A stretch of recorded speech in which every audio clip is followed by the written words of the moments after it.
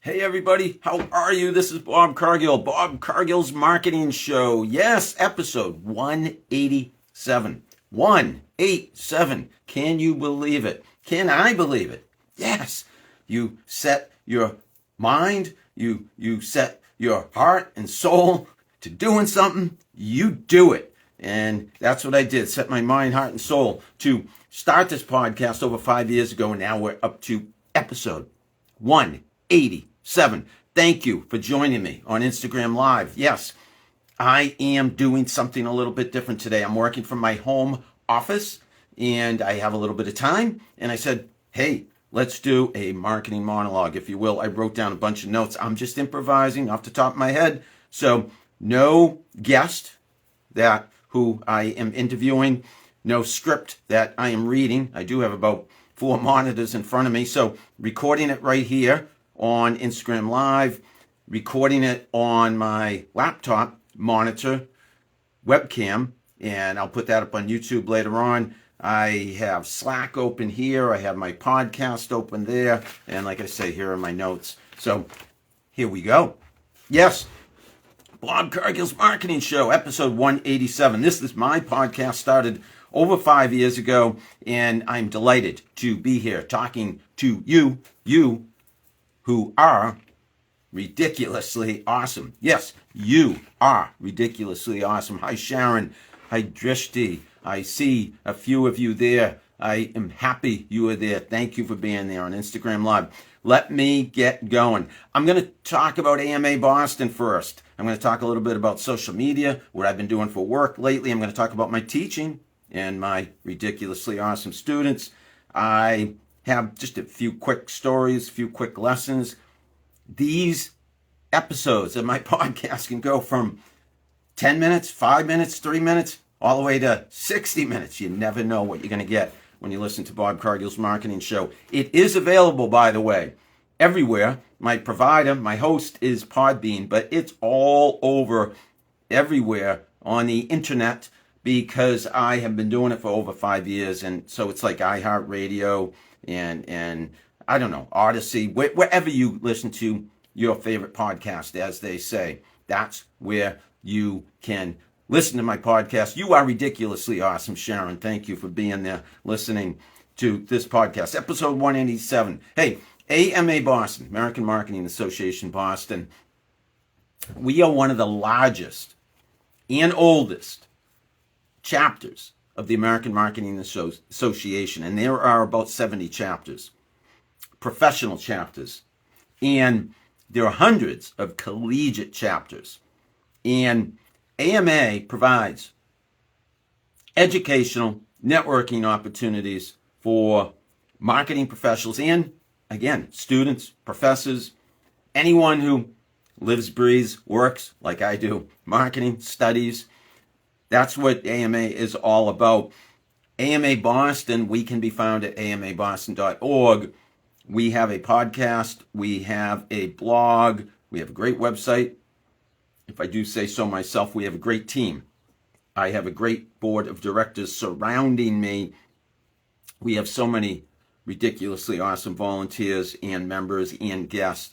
And I just want to tell you what's been going on lately. So I am coming to the conclusion of my 4th year as president of AMA Boston. So I was president fiscal year, July 1 to July 1, 18 to 19, 19 to 20, not 20 to 21, not 21 to 22, 22 to 23. Hey, I got it right, and 23 to 24. So 2 years before and entering the pandemic, 2 years coming out of and after the pandemic. Have I been president? Hi, Nirmiti. Thank you for joining. And I have been immensely, I have immensely benefited from being president, from being so involved on the leadership team of AMA Boston, and I am grateful. I am grateful beyond measure to the board of directors who I am fortunate to be surrounded by, to all the members of AMA Boston, all our guests, all the national, or should I say nationally located, nationally distributed members of other AMA chapters. I have met so many amazing people, speakers at the venues, sponsors. Like I say, different chapters around the country. When I've gone to the national conference, I've gone 6 times, 4 in person, 2 virtual. I provided the social media for that conference a few times, and it's just been an immense pleasure. Off the charts. It has helped me not just exponentially, not just incrementally, but exponentially. It has helped me elevate my career, and I am grateful. And I will say to anyone who gets involved with AMA, you get more out of it than you put into it. You get at least as much as you put into it, and in many cases more. And I have gotten more. I feel and hope that I put a ton into it, but I've got 1.5 tons back from it. And I encourage any of you, if you are interested, to get involved in AMA, the American Marketing Association, and we are the Boston chapter. Our event's coming up. So today is what? It is May 29, Wednesday as I record this. I can tell you that we are just announcing today 2 new events. One is going to be on Wednesday, June 26th at Idle Hour in Quincy, and that will be a marketing mingle, networking event. Hope you can attend. Go to amaboston.org, look up events, and that'll send you to an Eventbrite, and you can get your tickets there.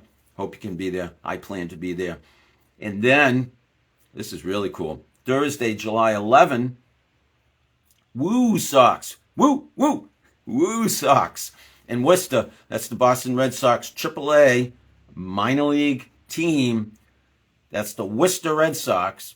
And we're going, and we're offering, it looks like 20 tickets. So it is a limited supply. Hey, marketers will get this. Limited supply, that means, supply and demand. Usually people act fast, need to act fast if you want to get a ticket. So 20 tickets, as I understand it. Only 20 are available. Get yours now. I'm telling you, you may have heard it from me first, but we are announcing it today, so you may see it. But I'm telling you right now, if you're on Instagram Live, yeah, you might be hearing it first here. Go to amaboston.org, Eventbrite, Woo Sox game with AMA Boston, and sign up. I hope to be able to attend that. And if I do, I hope to see you there. AMA Boston, like I say, immeasurably has it benefited me. Immeasurably, I believe it would benefit you. If you're a member, volunteer, speaker, have had any involvement with us at all, I think you get it. You would corroborate. You would agree with me. Come hang with us. Come get involved with us. Come benefit, like I have, from being involved with AMA Boston. Okay. Teaching. I am now currently teaching 3 different courses at Northeastern University College of Professional Studies. I am teaching 2 sections of social media and brand strategy implementation and 1 section of digital era skills. And students are wicked smart, ridiculously awesome. And what we are doing in social media and brand strategy implementation is a social media audit. These are big projects. A social media campaign, personal branding, and lots of discussions. Discussions, by the way, on my book, right there, 20 Jobs, 20 Lessons, A Long, Strange Career in Marketing, from junk mail to social media. I provide it complimentary to my students. They can download it. I ask them to read certain sections of that book, and they have online discussions with regard to that book, like ways to succeed on social media, challenges to carving out your own personal brand on social media, perhaps which blogs do they read and like and recommend. There's lots of great online discussions they get credit for. The social media audit, and anyone in social media should know how to do this. The social media audit is looking at a brand or a business, seeing where they're present on social media, using a spreadsheet to document how active they are on different channels. So how many followers, how many they're following, how many likes, comments, how much engagement, and making quantitative and qualitative observations and recommendations. So that's an audit, like a tax audit. This is a social media audit. My students learn how to do that. And if you're working for a company, if you're doing it for yourself, if you're looking at competitors, and by the way, that should be included in the audit. Look at the competition. A social media audit helps you see where you could be doing things better. And it helps you compete against the competition better. It helps you see what they're doing. And you can borrow the best of what they're doing and make it your own and do it even better. That's a social media audit. The social media campaign is more like advertising, promotion, marketing using social media. So the social media campaign would be being a little more creative, a little more strategic. And how are you, because the bottom line, when businesses of any kind are using social media, the bottom line is sales, revenue. Maybe donations, maybe more students. So recruitment, advancement, philanthropic matters. But bottom line is call to action to get people to respond, to do what you hope, to do what you want them to do that will benefit you. But as anyone in marketing knows, Bob Cargill's marketing show, Marketing 101, marketing is an exchange of value. Okay? Your value, obviously, is more customers or more donors or more students or more concert goers. If you're Boston Calling, this past week, they almost had too many concert goers. 40,000 or so, I heard, on Saturday, a very hot day. But, their goal would be to get concert goers into the event. So social media can be used for all of that to drive traffic to your website, drive attendance to your event, recruit students, recruit members to AMA Boston, sell products, services, branding, personal branding, corporate branding. So social media campaign, my students, that's probably Will Glass. Hey, Will, how are you? I know it's Buddha Music. My son, Scott, is the drummer in that ridiculously awesome reggae band. Sonia, how are you? Great to see you. Thanks for joining. Waving back to you. So my students are learning how to come up hypothetically with a campaign to promote, say, Buddha. How do we promote them on social media? And by the way, they do a great job.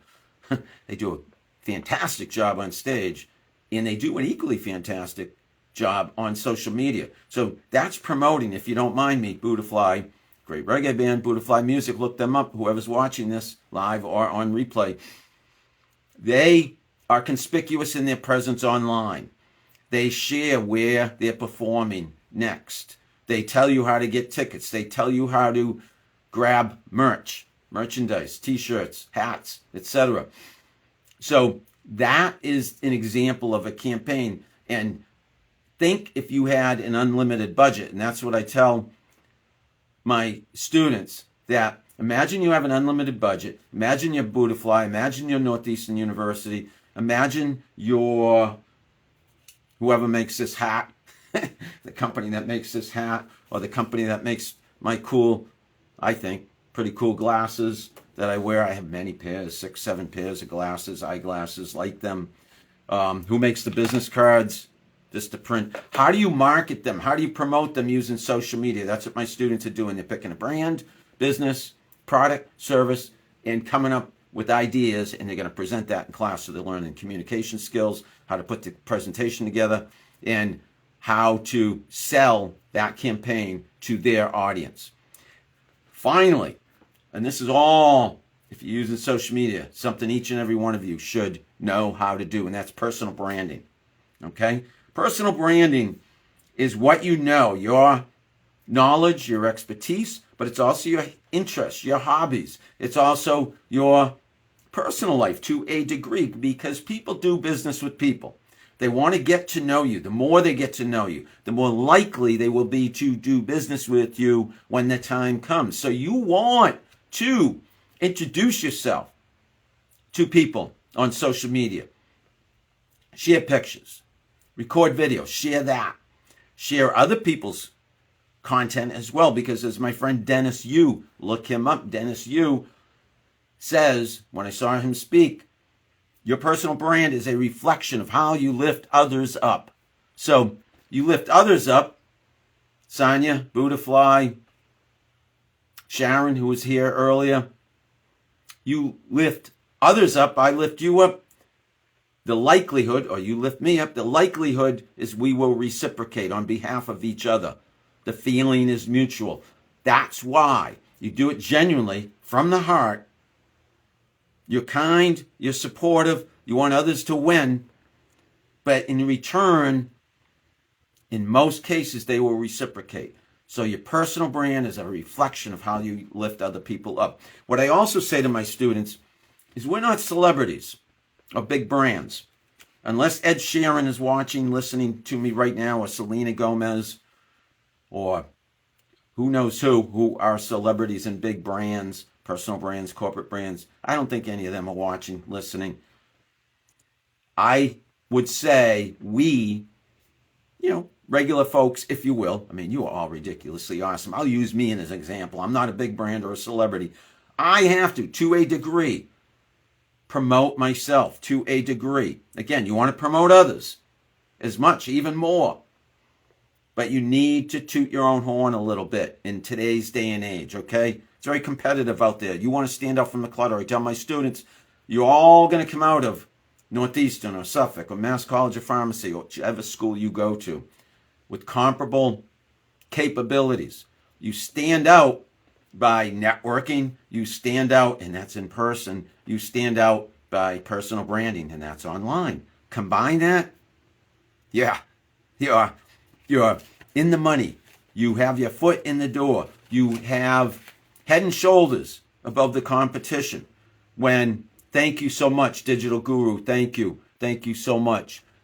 Thank you, Sharon. Thank you, all of you who are listening, watching live or on the replay. So I'm recording this live on Insta. I'm recording it on my laptop. I'll put it up on YouTube. It'll be everywhere. That's creating content, by the way, and that's also what I teach.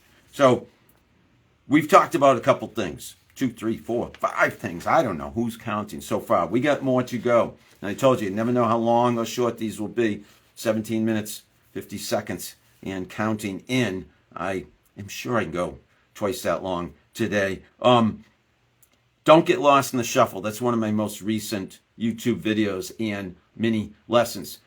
Meaning, on social media, quality counts, of course. But you have to find the happy medium. And that is, quantity counts a lot too. I think quantity may count even more than quality. And what I mean by that is find the happy medium. A degree of quality that meets the needs, if not exceed the needs and wants and expectations of your audience. And then double down on quantity. Because, again, it's competitive out there. There's a cacophony of noise. A cacophony of videos, recordings, images, text, media, ads, marketing, news shows, entertainment, music, you name it.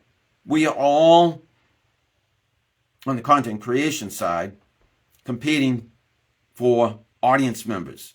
And as audience members, so you basically could say as businesses and brands, we're competing for attention as consumers. Put your consumer hat on. Don't want to put a hat on. I'll mess up my hair. I spiked it up earlier. I'm trying to joke. Dad jokes. If we put our consumer hat on, we are pressed for time. We are straight out, usually. What gets us to drop everything and listen and watch? Okay? And that is, yes, a certain degree of quality and knowing what your audience are interested in, knowing how to meet their wants, needs, and demands, knowing how to exceed, ideally, their expectations. But you also have to do that frequently if we're talking about social media. Because the algorithm it suppresses to a degree. It does not show your content to all that many people in your stream who you are connected with. In fact, it's usually, sadly, it could be as low as 2%, 1%, maybe as high as 5%, 10% if you're lucky. Unless you're paying to promote, paying to play. You got a budget. You're advertising, you're marketing with a budget. Again, back to, if you're not a celebrity, you're not a brand, you're not Ed Sheeran, you're not Selena Gomez, neither am I, either of them. We have to put our content out there frequently. And we have to find that happy medium between quality and quantity. Don't get lost in the shuffle. The shuffle is the cacophony of noise that's out there. You want to be, hi Bruce, how are you? Great to see you. You want to be as active on social media as possible with content, like I say, that your audience is interested in. And you watch what pops. You measure what works. You absolutely pay attention to the data, the analytics, but don't get too caught up on that because, like I say, you want to put yourself out there. You want to prop yourself up, prop other people up, and be visible. And social media makes that possible. You don't have to be a rock star that is on stage and have 50,000 fans, like I say, Ed Sheeran or Selena Gomez. No, you be you and put yourself out there.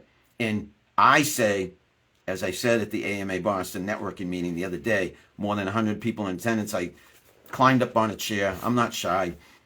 Learned over the years to find ways to make my voice heard. And I said, you are a rock star. And I asked everybody to point to someone next to them and shout out, Bruce, Sharon, whoever is next to you. You are a rock star. We all did it at once. And I say, I do that. Yeah, we're not actual rock stars playing guitar, singing on stage. Again, we're not Selena Gomez. We're not Ed Sheeran. But we are rock stars. We have to believe that. That gives us confidence, which allows us, enables us, fuels us to put ourselves out there. And you put yourself out there, people are going to eventually put yourself out there enough. Hear you, listen to you, respond to you, hire you, buy from you if you're doing social media for business. I wish I knew all of this at a younger age. That's what I tell my students. We didn't have social media when I was their age, so we really had to shout it out loud. Use that megaphone that I have back there. Turn that on. Hello, do you hear me? That's what we had to do back in the day. We had to write letters. We had to pick up the phone. Now we use social media, okay? Social media is our megaphone. Boom. Trying to show you my tattoo. And that's what it says, boom. And it's a megaphone with flames coming out of it. Your communications can catch fire on social media and go viral. That's a dream. Don't try that, meaning don't make that the point, the first and foremost, this is what I want to do. Just keep putting yourself out there day in and day out. Build the audience. Be yourself. Share knowledge, expertise, hobbies, interests, personal things so people get to know you. The more they know you, the more they like you, the more they trust you, the more likely they will be to do business with you if you have something to offer them that they are interested in down the road. Let's segue. I read an article. I'm not going to recite it word for word. I can't tell you where I saw it. Basically a headline, but I read it.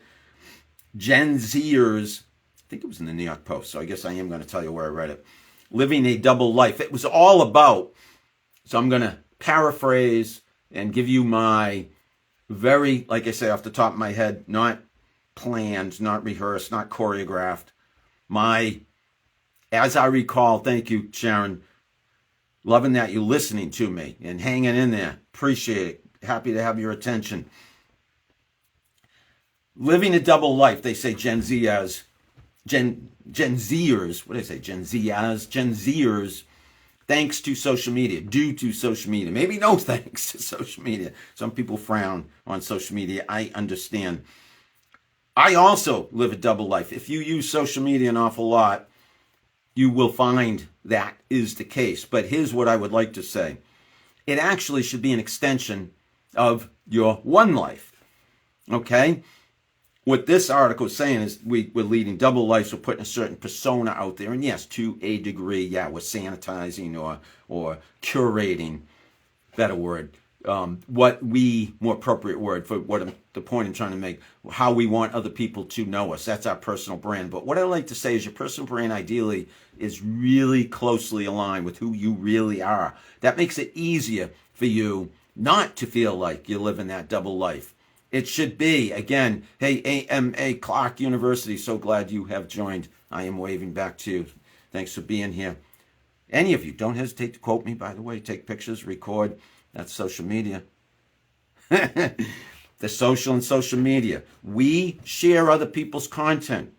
That helps us because we might not, at the time, have content of our own original that we are able to share or want to share or think is worthy, if you will, of sharing. So you look at other people's content and reshare what they're saying, what they wrote, what they recorded, etc., etc. But this is interesting. Yes, this is psychology behind social media. And I know critics, naysayers, Luddites certainly would say social media, yeah, it's not, it can create ADHD, attention deficit, hyperactivity disorder. Sure, I don't think it helps if you're prone to that. And frankly, I think I am prone to that. So yeah, I can sometimes be all over the place like I am right now. I've told you I have like 4 monitors on and a couple of microphones on. And it's like I'm talking to Instagram, I'm talking to a pre-recorded, or what will be a pre-recorded version of this talk that I share later on YouTube.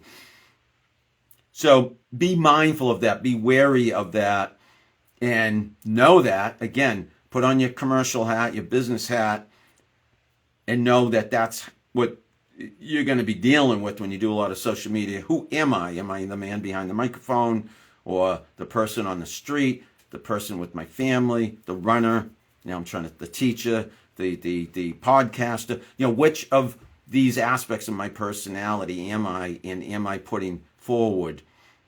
Do I have a propensity to put forward? Do I want to show more than these other qualities, these other aspects of my personality? Know that can create, and I'm just speaking loosely, a split personality to a degree. This was interesting psychology, again, that I read. Gen Zers are living a double life. Thanks, or like I said, the critics might be saying no thanks. I think it applies to all ages. My wife Barbara joined. Hi Barbara, how are you? Barbara's over, where are you? Over what town? In, I think, Marlboro. I'm here in Sudbury. And keep going, keep going.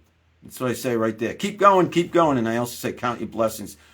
Occasional motivational phraseology do I share with all of you, as my students are used to in the classroom. I like to mix social media, marketing, business, personal branding, motivation, inspiration into my lectures, into my podcast, and also getting to know people. I told my students the other day in class, people do business with people. The better you get to know people on the receiving end of your messages, the better you will understand them, they understand you, and the more effective your communication is. So better you get to know people, bottom line, will help in your personal and professional life. And think about it. In the world, if everybody knew each other a little bit better, we're all holding hands and singing Kumbaya. And not joking. I'm serious. That may be an extreme, but if we're all getting to know each other, understanding each other better, it'd probably be a lot more light and love, peace and not war. Let me go on to another marketing lesson. Wendy's 1-cent burgers. I saw that in the news. I don't think I mentioned that to you, Barbara, my wife, who's listening, because stop it. I'm serious. Maybe a bad habit of mine, but everyone needs to have a few bad habits, as long as they're not too bad and certainly not hurtful to anyone else, including yourself. And I don't think going to Wendy's, Burger King, McDonald's every once in a while, I don't think it hurts my health. I think it increases my enjoyment, my zeal for life. And We got to go to Wendy's, Barbara. I think it's this week. All of you got to go to Wendy's because they're having a 1-cent burger sale. Let me explain to you the marketing behind that. And I forget, it might be like their cheeseburger or mini whatever, big burger. I don't know all the names of their burgers. I just have notes to myself. Talk about Wendy's 1-cent burger. Why would they do that if you're in marketing? They will do that because you can only get that offer if you download their app and use their app. So they're trying to increase. Remember, marketers, brands, exchange of value. Marketing is an exchange of value. Yeah, I agree, Sharon. I know one right over in Hudson. I don't think that's too far from you. Certainly not too far from me. Hi, Patrick. How are you? Thanks for joining. So they're doing it. They want to increase the number of people who use their app, which will increase loyalty and future sales. Remember, it costs way less to retain a customer than it does to acquire one. So they're putting a lot of effort into this campaign to sell those 1-cent burgers, which sounds like a steal. It pretty much is. But it will get you to download their app, increase future sales for them, increase loyalty. You'll go back there probably more. And they're counting on upselling you when you get there. Who's going to go there and just buy a 1-cent burger? Right? You're probably going to get another burger, which will be like $5.99, and some fries and some onion rings or whatever else they sell, milkshake and soda, etc., etc., etc. So that 1-cent burger could turn into like $10 or $100. I exaggerate. Thank you, Patrick. Lead magnet, as you say, Sharon. So marketing. This is a marketing show. This is Barb Cargill's marketing show, episode 187, recorded live on Instagram, recording on my laptop for probably on Podbean and YouTube and everywhere else you listen to your favorite podcasts. And I hope mine is one of them. Please subscribe, please. A little self-promo there. So almost getting towards the close. We're at 31 minutes, 55 seconds. I can keep going. I can go on and on and on. Like my running. I'm a marathon runner. Have run 22 marathons so far. Thankfully, the body is still cooperating. Thankfully, the brain is still cooperating in terms of how long I can go when I do these things. Like I say, I know from experience, I could probably talk all day if there was that opportunity. Put me to the test. Challenge me. Give me the opportunity. Here's something I listened to the other day. Quick story. Howard Stern on Sirius XM radio. I know some people aren't fans of Howard Stern. I like his interviews. That is why I would listen to Howard Stern. We do have Sirius XM. I don't listen to pretty much any of the other conversations he has or what he's talking about. I will say I listened to him on AM radio in the early 80s when I was going to grad school and then working. Grad school at Brooklyn College and working in Manhattan. I listened to Howard Stern on AM radio. He is, I think, a billionaire. So you can't argue with success to a degree. And I believe, speaking of degrees, he got his from Boston University, BU in Boston. But anyways, Howard Stern was interviewing Benny Blanco. And Benny Blanco is an artist, musician, songwriter. And if you haven't heard of him, look him up. And I don't think he's a billionaire. I don't think like Howard Stern, but I think he's a millionaire.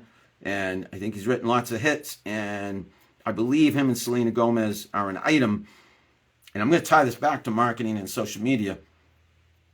They were saying, Howard was, to Benny, that Selena Gomez has something like 428 million followers on Instagram. I think Howard said 427, but I looked it up and it was 428. And he said, that's like running a country. And I told my students this story because I wanted them to realize that social media, with it comes a big responsibility. Okay? I'm doing this live. I had better, for the most part, know what I'm talking about and better be able to retain my audience, attract my audience, have something somewhat important to say such that they will take time out of their busy day to listen. So with it comes a big responsibility, but also authority. Man, if you can build an audience that tunes into you, that follows you, that likes your comments on your content, engages with you, subscribes, shares, buys, that is great authority. So when Howard said about Selena Gomez having 427 million or so followers on Instagram. He is damn right.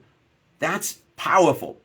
That is amazing. So it is like running your own country, and that's influence. That means your voice is heard. Mine ain't. I'm happy when I'm heard by 2, 3, 4, 5 people. Imagine 2, 3, 4, 5 million people every time you get on Instagram Live, every time you jump on social media, every time you tweet, every time you share something on Facebook, every time you record a YouTube video and put it out there, that you have millions of people listening, watching, reading. Can you imagine the influence, the power? Well, that's why I say you are a rock star. You are a rock star, because we need to believe that we're like Selena Gomez and we're like Ed Sheeran, because that's how we become like Selena Gomez and Ed Sheeran. And what I'm saying is we become rock stars in our own respective rights. If you know what I mean, in our own respective right. You become a rock star. I become a rock star. We have our own audience. It may be small, relatively speaking, but it might be very, very loyal. It might be very, very supportive. It might be very, very lucrative. Okay? You are a rock star. You are a rock star. It's like running your own country is social media when you build a community, no matter how small or large. It's authority. It's a lot of responsibility, but if you can live up to that responsibility, it's great authority. Finally, I will end, because I've talked 36 minutes, 25 seconds. Finally, I will end, which I've already said a few times. The other night, I had an amazing opportunity, as I do. I'll end with how I started, talking about, bragging about, raving in a positive way about AMA Boston, American Marketing Association, Boston chapter, one of the oldest chapters in the country, out of 60 or 70 chapters, and there's hundreds of collegiate chapters. I have been fortunate, very lucky, and I am grateful for being president for so long of AMA Boston. That term, my second 2-year term, will come to an end on July 1. I can't tell you what a great opportunity has been, and it has helped me in terms of meeting people, having opportunities to speak, learning from others, leveling up, and I will never stop trying to level up my leadership skills, because that never stops. That never stops being a challenge. That never climbing the ladder, whether it's the corporate ladder, the personal ladder, the professional ladder, the AMA Boston ladder, the running ladder, whatever ladder it is we're climbing, that never stops. We don't run out of rungs. That's life. I think when we run out of rungs, that might sadly, unfortunately, be the end of life. I will continue to climb. And AMA Boston has given me innumerable rungs on which to climb and realize goals and achievements and accomplishments and dreams and meet people and learn things and be happy and be listened to. And that's what I'm going to end with.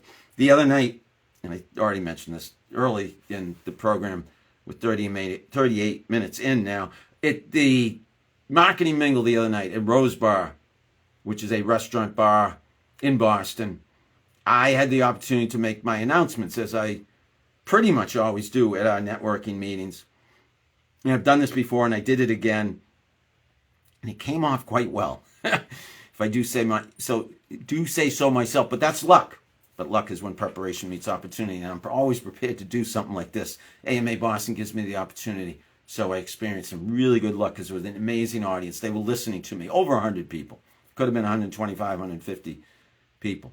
And I said, you are a rock star. I did my rock star pep talk. You are a rock star. You are a rock star. And I said why I want them to feel that way. I didn't feel that way when I was young. I didn't have confidence. I didn't have self-esteem. As this chain says, I didn't feel capable and worthy. And that's what this chain says and reminds me of, even at this older age. I need that reminder daily, multiple times a day. When I was young, I didn't think it at all. I didn't think people would listen to me. I didn't think it mattered what I had to say. I had to learn that the hard way, that it does matter. So I try to make everybody around me realize, thank you, Patrick. Thank you so much. And you are a rock star, Patrick. Sharon, you are a rock star. Each and every one of you listening right now is a rock star. And I try to get those who don't realize that they are rock stars to realize that they are rock stars. And that means they are capable. They are worthy. They are strong. They are relevant. They are smart. They are good through and through. They are talented. They have skills.